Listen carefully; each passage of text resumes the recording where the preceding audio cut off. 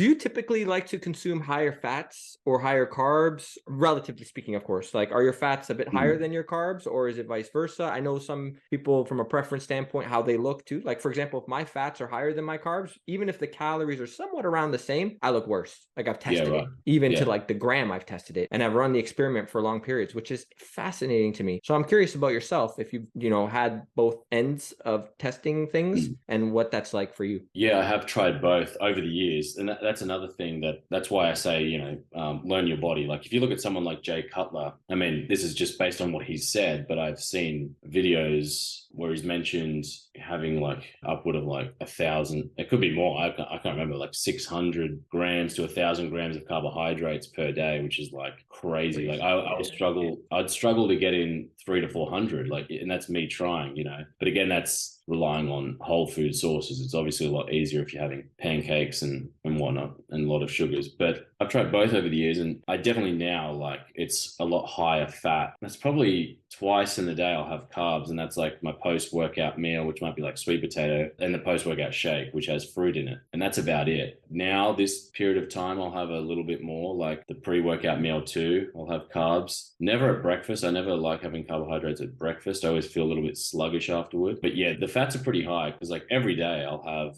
like 12 plus whole eggs. I'll have a pretty fatty cut of steak most days. Every now and then I'll have salmon, foods like that. So they're all pretty high in fat. Okay. So you don't do any protein powders from what I've heard, right? No protein powders, no. Only because, well, I don't want to say only because, but part of the reason is because a lot of what we get here in Australia is coming from America. So like things that are made in Australia are probably a little bit more legitimate in terms of like the testing and the quality control. Yeah, that's what I would say is the standard is higher here than it is in America. A lot of, I know what's made in America, like doesn't necessarily, I don't know about now, but I know it didn't have to be FDA approved. Not that that really means anything anyway. It's not sort of stupid to say that what's written on the label, especially when you look at like the macronutrient breakdown of these protein powders, what's written on the label isn't necessarily what's inside. There's been companies that have been caught out before in the past, but I don't want to rely on that to be getting in like a quality source of protein, especially when they make it impossible for you to go see where and how exactly these protein powders are made. I've actually contacted supplement companies here in Australia, and they will not let anyone go to, because a lot of the time they're outsourcing this stuff. So a lot of companies say made in Australia. The powder itself isn't even made in Australia. So they just packet it here in Australia. And I've also been around people within that industry that sort of decide on the ingredients of the protein powders. And a lot of it comes from when you're trying to purchase like apparel, which is what I've been doing with my company. Yes. You're going through different supplies and things. And obviously you're trying to save on costs. But the worst part about this, like the supplement industry, is like the costs saved is like they almost don't care. They almost don't care how much of it is like filler and how much of it is actually quality ingredients. So just to save on costs, like it just becomes more and more filler than it is actually quality ingredients. And even then, they don't know. The people that own the supplement companies, they themselves don't actually know where exactly their product is coming from, or like where these particular ingredients are coming from. So they're all outsourced, and then they just get packeted here. And then the company themselves is just trusting what they've been told from other suppliers. And then we, the consumer, are trusting the company who's trusting other. Like it's, this chain of processes that we'll never get to truly understand. So I'd rather just avoid it entirely. And, the best thing probably you could do is have your own chickens and have them, lay eggs for you, which is actually, it's very cost effective. And I don't know why more people don't do it actually, but we're just reliant now on larger industries to do everything for us. But yeah, that's the best way you could possibly do it. Because at least then with the whole food sources, for certain that you're getting X amount grams of protein, X amount grams of carbohydrate. And then you're also getting the vitamin and mineral complexes that you're otherwise not getting in these protein powders. That's a great point and something to think about for sure, because unless you're physically there, and even then you don't know. Like if you go to the lab and see, and just to know what it is you're buying essentially and putting in your body, you don't know. But you're right. If you do, I mean, you trust the farmers if they say grass fed or whatnot. There's a level of trust. At the end of the day, you're still getting that X amount of chicken, or you put it on the scale and that's what it is. It's chicken. It's nothing else, right? You would hope so anyway, so you could taste it, right?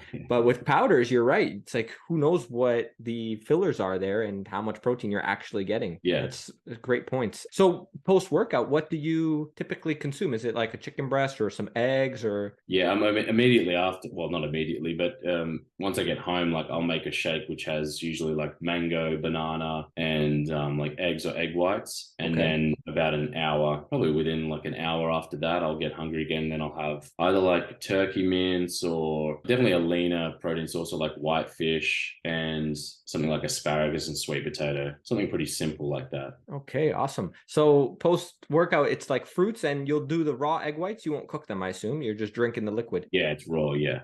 That's a real Sylvester Stallone, especially if you're doing the whole eggs, right? You just crack them right in. Yeah. Okay. Yeah, I used to like, even like now when I'm not like actively trying to lose body fat, like I'll do upward of like six whole eggs in there Post-workout. Yeah. That's crazy.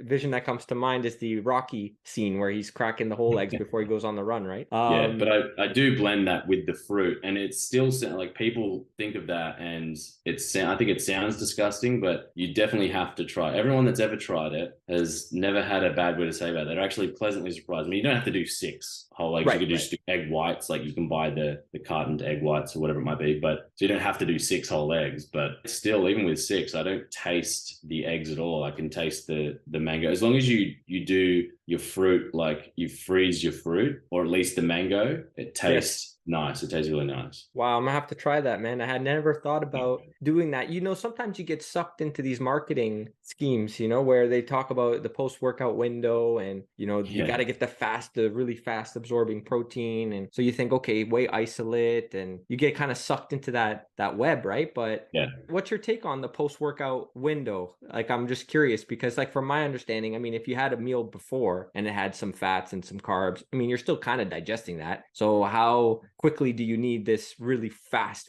absorbing? You're having fats post-workout. So, I mean, that says something, right? It's not like you're avoiding all fats and you need like the super fast absorbing protein or anything like that. So that to me is also ironic. That, I mean, a lot of the guys too that are promoting this usually take steroids, and even then they're not in particularly fantastic shape. There's a number of people, I say guys and girls, that swear by this sort of particular set of rules that you must follow in bodybuilding to achieve an optimal physique. And not to sound conceited, but more often than not, I have more muscle mass, or just in general, like more muscularity than the people that are promoting these ideals. And I do almost in many cases the polar opposite of what they're suggesting. You know, you must have your whey isolate post work, and it must be immediate and this kind of thing. And I remember, it might just be that I've always been a little bit like anti sort of establishment or anti-authority type of thing. But I remember being on, like, it might have been like bodybuilding.com, and this was years and years ago, like maybe over 10 years ago, and they'd post these questions and people could answer them, and then they'd select the best answers to win, you know, a protein powder and a shake, whatever. And I'd be reading through it. You know, had one on post-workout nutrition and what's the optimal time to get in the post-workout shake and what should be in the post-workout shake and blah, blah. And the best answer that they selected was this guy that went on like what was like a 10-minute rant about, you know, having a combination of dextrose and whey isolate. It had to be whey isolate. It had to be within this 15-minute window.